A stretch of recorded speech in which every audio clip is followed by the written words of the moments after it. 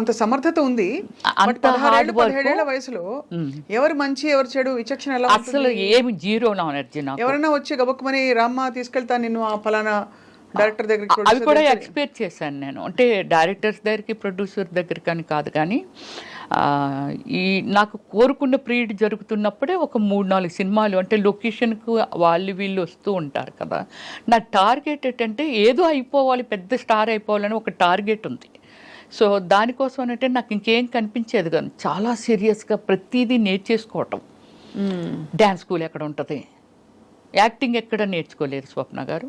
Dance school ఎక్కడ ఉంటుంది, అద్దంలో నేనే చూసుకొని ఇలాగైతే ఎలా అందంగా ఉంటాను. Self makeup only Ramyakrishna and Ramyasri only.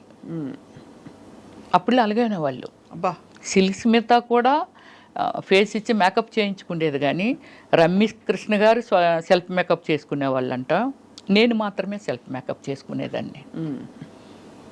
అంటే ఒక డెడికేషన్తో నాకేం కావాలనే దాని మీద ప్రయాణం చేశాను.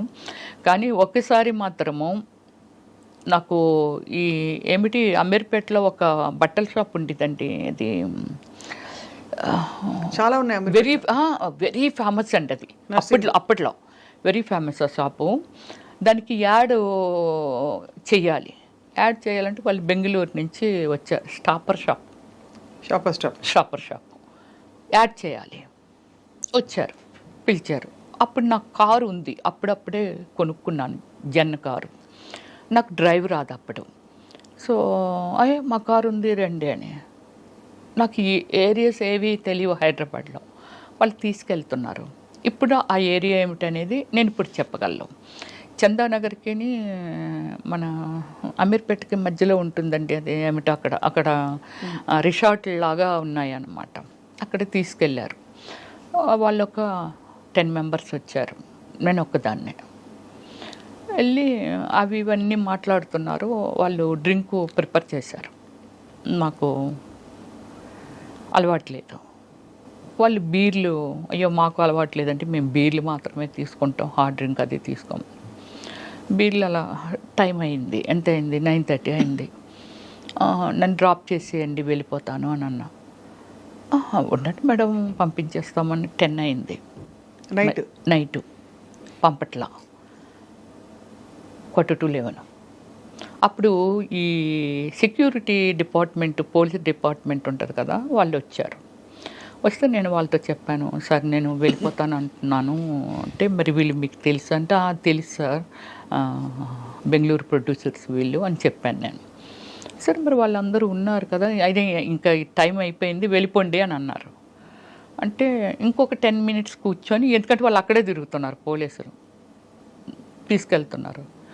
ఎర్రగడ్డ దాటిన తర్వాత ఫ్లైఓవర్ ఉంది చూసారా, ఆ ఫ్లైఓవర్ మీదకి వస్తున్నప్పుడు వాళ్ళు ఎందుకో మాటికి కారు దిగడం, బానెట్ ఎత్తడం ఇలా చేస్తుండేవాళ్ళు. సో ఏంటి వీళ్ళు ఎలా దిగుతున్నారు, ఇన్నిసార్లు దిగుతున్నారు, కారు రిపేర్ అయితే ఆగిపోద్ది కదా అనిపించేది నాకు. అక్కడికి వచ్చిన తర్వాత ఏమైందంటే, నన్ను అంటే ముందున ఒక ఆయన కూర్చున్నాడు, నా పక్కన 2 కూర్చున్నారు, వేరే కారులో వెనకాల వస్తున్నారు. ముందుని ఒక కారు 10 మంది వాళ్ళు. సో కారు నా పక్కన కూర్చున్న ఆయన కొంచెం వల్గర్గా బిహేవ్ చేయడం మొదలుపెట్టాడు. అమ్మ బాబాయ్ వెనకన కూర్చొని.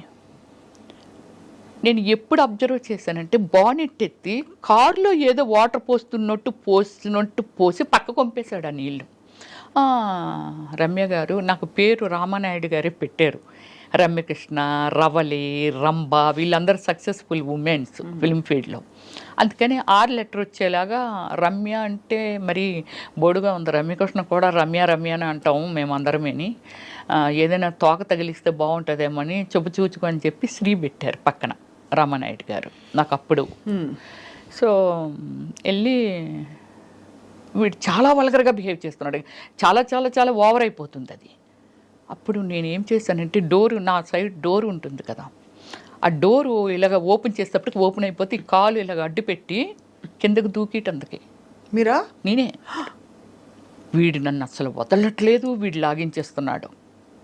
ఈ కాలు అలాగే వెళ్తుందండి, కాలు చాలా వరకు అరిగిపోద్దా అని అనుకున్నాను. ఆ రోజు లక్కీగా ఏంటంటే షూ వేసుకున్నానంటే, నేను ఇలా తోసుకెళ్తుంది కాలు. ఎదురుగా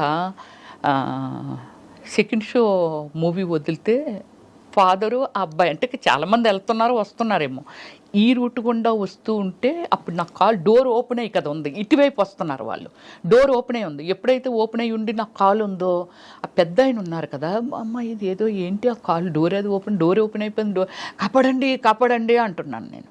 అండ్ మీ పక్కన వాడు ఇబ్బంది పెడుతున్నాడు, ఇబ్బంది పెడుతున్నాడు.